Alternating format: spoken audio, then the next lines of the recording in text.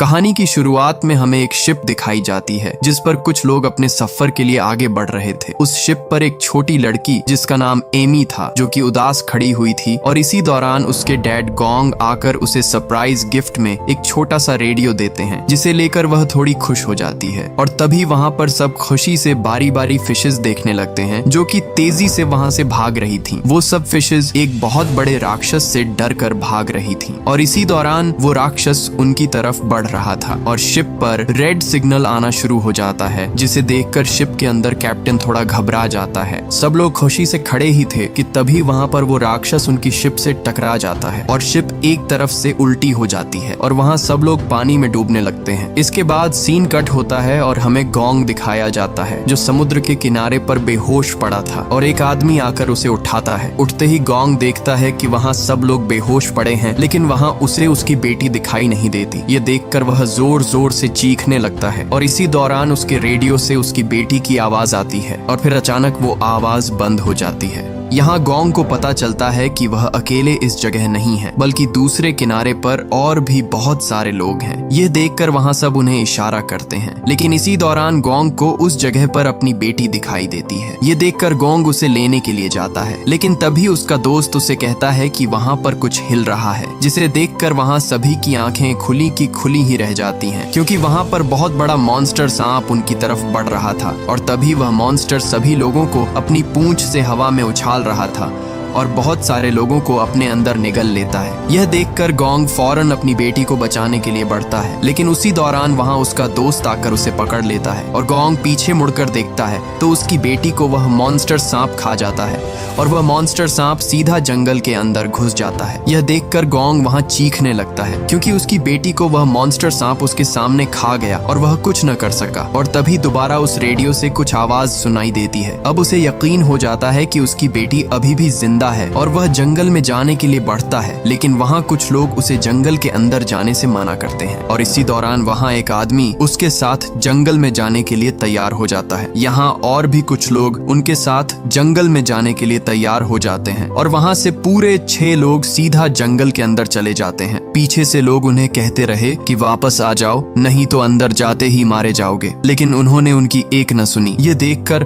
वहाँ एक आदमी रेस्क्यू टीम को कॉल करता है लेकिन उनकी बदकिस्मती कि वहाँ सिग्नल ना होने की वजह से कॉल रेस्क्यू टीम तक नहीं जा रही थी। तभी अचानक सब लोग डर जाते हैं क्योंकि उनका एक साथी वहाँ से गायब हो चुका था और तभी एक अजीब सी चीज एक आदमी को वहाँ से खींचकर जंगल के अंदर ले जाती है। सब लोग वहाँ से भाग जाते हैं लेकिन एक आदमी वहाँ खड़ा ही था कि तभी वो मॉन्स्टर उसे अपनी जबान से जंगल के अंदर खींच लेता है। दूसरी तरफ सभी साथी लोगों को ढूंढने के लिए जंगल के बीचों बीच भागते जा रहे थे। इधर वहीं मॉन्स्टर सांप वापस अपने नेस्ट में आकर सभी लोगों को अपने पेट से निकालकर बाहर फेंक देता है और दोबारा अपने शिकार के लिए वहां से चला जाता है। पीछे से शिप के कैप्टन को होश आता है। कैप्टन वहां से बाहर निकलने के लिए रास्ता ढूंढता है लेकिन वहां से बाहर निकलना नामुमकिन था क्योंकि वहां से बाहर जाने के लिए कोई रास्ता ही नहीं था और उस सांप का नेस्ट भी जंगल के बीचों बीच था। कैप्टन सभी लोगों को होश में लाता है और एक एक करके सभी लोगों को होश आने लगता है। तभी कैप्टन गोंग की बेटी को देखता है जो कि अभी भी जिंदा थी और खुशकिस्मती से उसे होश आ जाता है लेकिन उनकी बदकिस्मती यह थी कि वहाँ पर उस मॉन्स्टर सांप के बहुत सारे बड़े बड़े एग्स पड़े हुए थे। कैप्टन उन एग्स को देखकर उन पर अपना हाथ रखने वाला था कि तभी गोंग की बेटी उसे मना कर देती है क्योंकि वो एग्स कभी भी फट सकते थे और उनमें से उस सांप के बच्चे निकल सकते हैं। यह सुनकर वहाँ सभी लोग बहुत डर जाते हैं क्योंकि उन एग्स का टाइम पूरा होने वाला था और कभी भी सांप निकल सकता था। तभी वहाँ एक बूढ़ा आदमी एक पत्थर उठाकर एक अंडे को तोड़ देता है। वह समझता है कि इन अंडों को समय से पहले ही तोड़ दिया जाए तो सांप अंदर ही मर जाएंगे लेकिन उस अंडे को तोड़ते ही उसमें से एक सांप का बच्चा बाहर निकलने लगता है। यह देखकर सबके पैरों तले जमीन निकल जाती है क्योंकि अब उनकी जान खतरे में पड़ चुकी थी। ये देखकर वह फौरन एक बड़े से पत्थर के पीछे छुप जाते हैं और वह सांप भी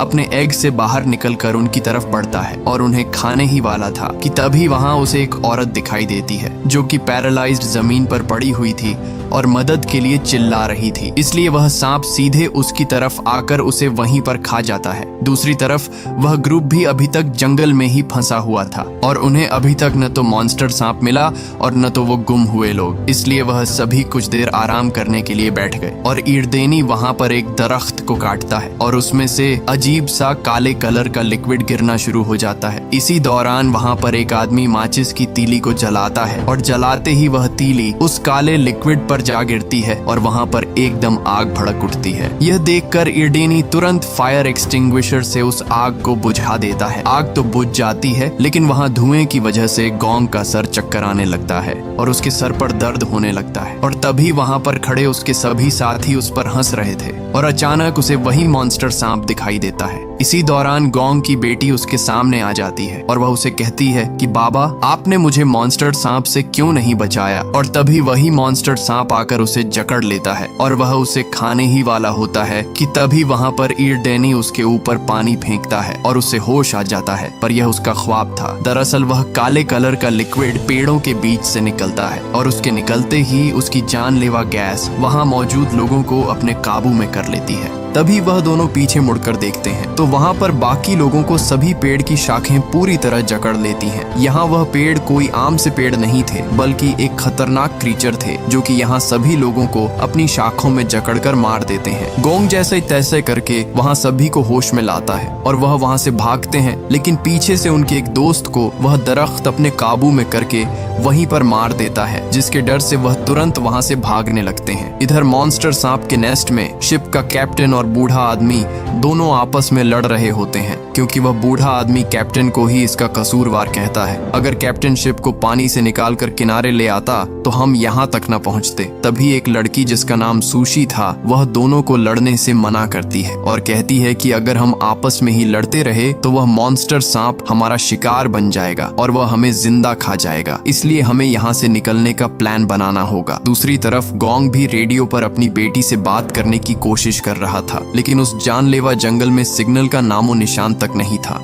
इसके बाद हमें उनका एक साथी दिखाई देता है जो एक नदी से पानी भरने के लिए आया हुआ था। पानी भरते भरते उसे कुछ अजीब सी आवाज सुनाई देती है और धीरे धीरे जंगल में अचानक धुंध फैलने लगती है और तभी एक जानलेवा मॉन्स्टर फिश उस पर हमला कर देती है। यह देखकर उसके पैरों तले जमीन ही खिसक जाती है और दोबारा वह फिश उस पर हमला कर देती है जिसके दांत बहुत बड़े और खतरनाक थे। यह देखकर वह उसे तुरंत नदी में फेंक देता है और देखते ही देखते अचानक धुंध में से बहुत सारी मॉन्स्टर फिशेस का झुंड उसकी तरफ बढ़ रहा था और ये फिशेस न सिर्फ तैर सकती थीं बल्कि उड़ भी सकती थीं। यह देखकर वह फौरन वहां से भागता है, इसलिए वह सभी साथी वहां से भागने लगते हैं क्योंकि उन मॉन्स्टर फिशेस की तादाद और भी बढ़ रही थी। इसलिए जैसे तैसे करके वह सभी कुछ पेड़ों के पीछे छुप जाते हैं। तभी ईरदेनी को पता चलता है कि ये सभी फिशेस इस धुंध के साथ आ रही थीं, इसलिए वह तुरंत वहां से भागकर उस जगह आ जाता है जहां धुंध नहीं था और इससे उनकी जान बच जाती है और सभी खतरनाक फिशेस नीचे जमीन पर गिर जाती हैं। सभी वहां बैठे ही थे कि तभी ईरदेनी को जमीन पर किसी बहुत बड़े जानवर के पैरों के निशान दिखाई देते हैं और वह ऊपर देखता है तो वहां एक अजीब सी चीज दरख्त पर चिपकी हुई थी। यह देखकर सब हैरान हो जाते हैं और एक आदमी उसे पत्थर मारने वाला होता है तो वहां बूढ़ा आदमी उसे रोक लेता है कि तभी एक अजीब सी जबान उसे वहां से खींच कर ले जाती है। सभी साथी देख ही रहे थे क्योंकि तभी आसमान से एक बहुत बड़ा क्रीचर नीचे गिरता है और हमें यहाँ से पता चलता है कि यह एक मॉन्स्टर फ्रॉग है जो कि अपनी जबान से सभी लोगों को खा चुका था। ये देखकर सभी साथियों के होश ही उड़ जाते हैं क्योंकि उस फ्रॉग का साइज बहुत बड़ा था जिसे मारना नामुमकिन था। इसलिए सभी साथी वहां से तुरंत भागने लगते हैं, लेकिन वह मॉन्स्टर